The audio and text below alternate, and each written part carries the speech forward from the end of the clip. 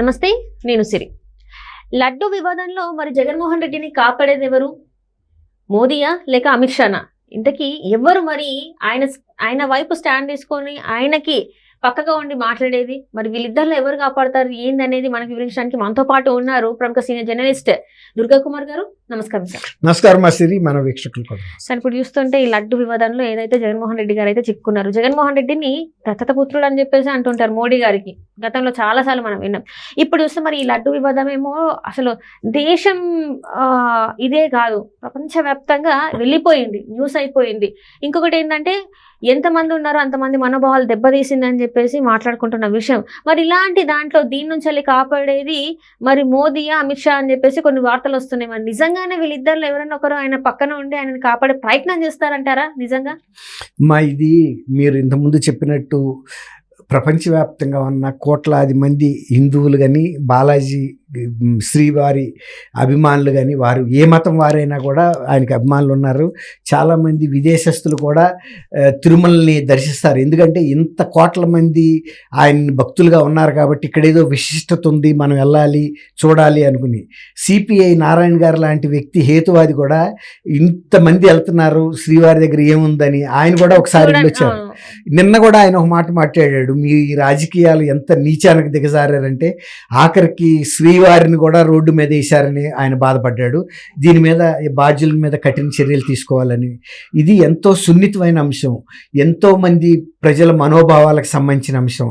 ఎవరైనా ఈ అంశంలో వైఎస్ఆర్సీపీ నాయకులైనా కూడా బయటకు వచ్చి ఇది జరగలేదని కానీ చెప్పడానికి సాహసిస్తున్నారా?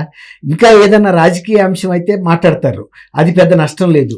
ఇవాళ కనుక ఇటువంటి వివాదాస్పదమైన అంశంలో కళ్ళు మూసుకుని ప్రభుత్వాన్ని సమర్థిస్తా, గత ప్రభుత్వాన్ని మాట్లాడితే ఆ నియోజకవర్గంలో ఆ ప్రజల దృష్టిలో మనం వ్యతిరేకలు అవుతామనే ఉద్దేశంతో చాలామంది వైఎస్ఆర్సీపీ నాయకులు కూడా నోరు కట్టేసి కూర్చున్నారు. ఎందుకంటే వాళ్ళు ఇందులో తెలిసి తెలక మాట్లాడి మూల్యం చెల్లించుకోవడానికి వాళ్ళు సిద్ధంగా లేరు. ఇప్పటికే ఈ ప్రభుత్వం మీద చాలా వ్యతిరేకత వచ్చింది, వాళ్ళు ఓడిపోయినారు. 151 స్థానాలు గెలిచిన పార్టీ 11 స్థానాలకు పడిపోయిందంటేనే మనం అర్థం చేసుకోవచ్చు ఎలాంటి ప్రజా వ్యతిరేకత ఉందని.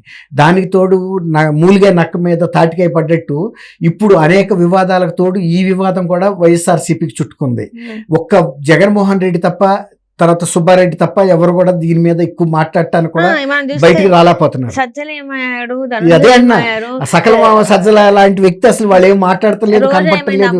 అంబటి అయ్యాడు, కొడాలి అని వంశీ ఏమయ్యాడు, వీళ్ళందరూ కూడా స్పోక్స్ పర్సన్ లాగా విరుసు అంబటి రాంబాబు ఏమయ్యాడు, వీళ్ళెవ్వరు కూడా మాట్లాడే సాహసం చేయట్లేదు. ఒకవేళ కనుక అట్లాంటి సాహసమే చేస్తే ఆ నియోజకవర్గాల్లో ఆ జిల్లాల్లో వాళ్ళ మీద కూడా వ్యతిరేకత వస్తున్న భయం ఉంది. కొంతమందికి ఏంటంటే శ్రీవారితో పెట్టుకుంటే గతంలో కూడా వైఎస్ రాజశేఖర రెడ్డి గారు ఇలాంటి అవాకులు చవాకులు పేలి వితిన్ 1 month లోపల ఆయన ఆ దుర్ఘటనలో చనిపోయాడన్న భయం ఉంది. అనేక మంది ధర్మారెడ్డి గారని ఒక ఈవో ఆయన చాలా అక్రమాలు చేయటం వలన వాళ్ళ కొడుకు జస్ట్ పెళ్లికి ముందు ఎంగేజ్మెంట్ అయిన తర్వాత కూడా చాలా యువకుడు, మనం అనకూడదు కానీ ఆ జరిగిన ఇలాంటి కొన్ని సంఘటనలను గుర్తు చేస్తున్నారు చాలా మంది ప్రజలు. అట్లాగే ఇళ్లలో కూడా కొంతమంది ఎమ్మెల్యేలు, ఎక్స్ఎమ్మెల్యేలు భార్యలు ఎవరు ఒప్పుకోరు నాయకులు, నీకెందుకు ఈ వివాదంలోనూ ఏదో జరిగింది, లేకపోతే ఇంత గుప్పమంటదా ఇంత దేశవ్యాప్తంగానని. ఇప్పుడు ఈయనకి సంబంధించి తను ఎంత చెప్తున్నా కూడా గట్టిగా అయినా చెప్పలేని పరిస్థితి. దీని మీద విచారణ కోసం కేంద్ర ప్రభుత్వం మీద కూడా ఒత్తిడిగా ఉంది. ఇవాళ జేపీ నడ్డా ఆహార శాఖ మంత్రి ఆయన ఏం చెప్పాడు, దీనికి సంబంధించిన అన్ని డీటెయిల్స్ వివరాలు మేము తెప్పించుకుంటాము, ఆ నివేదికలు ల్యాబ్ నివేదికలు కూడా తెప్పిస్తాము, ఇది ఎలా జరిగింది, దీనికి బాధ్యులు ఎవరు అనే దాని మీద కూడా రాష్ట్ర ప్రభుత్వంలో బాధ్యులైన అధికారుల సంజాయిషి తీసుకుంటాము, ఆ తర్వాత దీని మీద మేము కఠినంగా వ్యవహరిస్తాం. ఎందుకంటే ఈ జాతీయ స్థాయి ఇష్యూ అయింది. ఇది బాలాజీకి భక్తులు ఉత్తర భారతదేశంలోనూ అన్ని రాష్ట్రాల్లో కూడా ఉన్నారు. తర్వాత శ్రీరామ అయోధ్య గుడి ప్రధాన అర్చకులు సురేంద్ర దాస్ ఆయన కూడా దీంట్లో అనేక ఆధ్యాత్మిక సంస్థలు, హిందూ మత సంస్థల, విశ్వ హిందూ పరిషత్తు, వీళ్ళందరూ కూడా ఆర్ఎస్ఎస్ నాయకులు కూడా అందరూ రంగంలోకి దిగారు. ఎందుకంటే ఒక హిందూ దేవాలయం ఇది ఒక్కటే ప్రపంచవ్యాప్తంగా ఒక కీర్తి ఉన్న దేవాలయం, దాన్ని కావాలని అపకీర్తి పాలు చేశారా? అందులో జగన్మోహన్ రెడ్డి గారి ప్రభుత్వం మీద అంతకు ముందు కూడా విజయనగరం జిల్లాలో రాముల వారి శిరచ్ఛేదం జరగటం, తర్వాత పిఠాపురంలోను అక్కడ రథం. రథం తగలబట్టం, తర్వాత విజయవాడలోను అనేక హిందూ దేవాలయాల మీద దాడులు జరిగినా కూడా ఈ ప్రభుత్వం పట్టినట్టుగా ఉంది. అది కేంద్ర ప్రభుత్వం దృష్టికి వెళ్ళినా అంతకుముందు మీరు అన్నట్టు ఆయన ఒక దత్తపుత్రుడిగా ఉన్నాడు కాబట్టి ఎందుకులే అన్నట్టుగా చూసి చూడనట్టుగా వెళ్ళిపోయారు. కానీ ఈ ఇష్యూ మాత్రం ఇంత ఒక వైల్డ్ ఫైర్ లాగా, ఒక అగ్ని ప్రమాదం జరిగితే చుట్టుముట్టుకు వచ్చినట్టుగా కేంద్ర ప్రభుత్వాన్ని కూడా ఉక్కిరి బిక్కిరి చేస్తుంది. ప్రహ్లాద్ ఆయన మినిస్టర్, ఆయన కూడా దీని మీద స్పందించాడు. తర్వాత ఇవాళ గౌరవ సుప్రీంకోర్టు ముందు, హైకోర్టు ముందు కూడా అనేక కేసులు పడుతున్నాయి దీని మీద చర్య తీసుకోవాలని. అలాంటి పరిస్థితుల్లో జగన్మోహన్ రెడ్డి గారిని అవుట్రైట్గా సపోర్ట్ చేయడానికి అమిత్ షా గారు ప్రధానమంత్రి వస్తే ఒకవేళ వాళ్ళు కూడా ప్రజల యొక్క వ్యతిరేకతను మూటగట్టుకోవాల్సి వస్తుంది.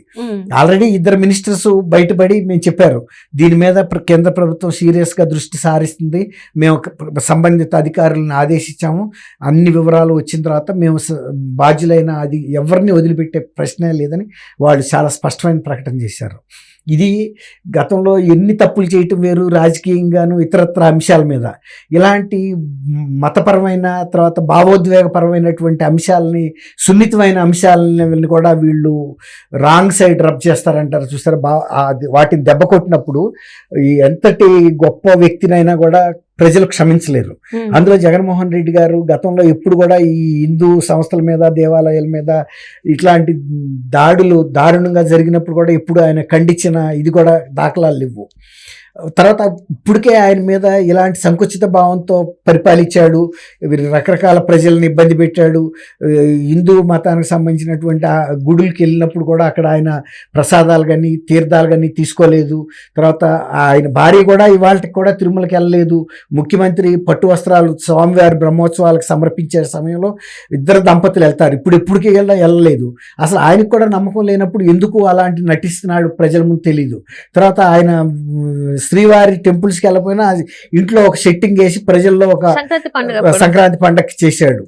ఇలాంటివన్నీ కూడా ఎప్పుడు ఇంతవరకు ప్రజాస్వామ్యం వచ్చిన తర్వాత, అంటే స్వతంత్రం వచ్చిన తర్వాత, ఆంధ్రప్రదేశ్ ఏర్పడిన తర్వాత ఏ ముఖ్యమంత్రి చేయలే ఇలాంటి పనులు. అందరూ చూశారు, వాళ్ళకి ఇచ్చిన తీర్థాన్ని కింద పారబోయటం, ప్రసాదాన్ని ఏమో దాంట్లో పెట్టేసి పక్కన సెక్యూరిటీ వాళ్ళకి ఇచ్చేయటం, లేకపోతే పక్కకు పడేయటం. వాళ్ళకి ఏంటంటే ఇప్పుడు ఒక అనుమానం, జగన్మోహన్ రెడ్డి గారికి ఆల్రెడీ తెలిసేమో ఇలాంటి జంతువుకు సంబంధించిన కొవ్వు కూడా ఇందులో కలుపుతున్నారని, అందువల్లే తినలేదు, ఆయనకు తెలిసే ఇది జరిగింది అనే వాళ్ళు కూడా ఉన్నారు.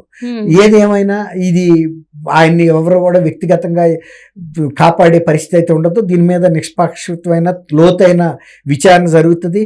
ఇప్పటికే సుబ్బారెడ్డి గారు ఆయన మీద, ఆయన టీటీడీ చైర్మన్గా అప్పుడు జరిగిన అవకతవకలు, అక్రమాల మీద విచారణ విజిలెన్స్ అండ్ ఎన్ఫోర్స్మెంట్ చేస్తుంటే ఆపించడానికి ఆయన ఆల్రెడీ గౌరవ హైకోర్టు ఆంధ్రప్రదేశ్ని అప్రోచ్ అయ్యాడు, ఆపించండి అని కోరాడు. కానీ అది రేపు సోమవారం విచారణకు వస్తుంది.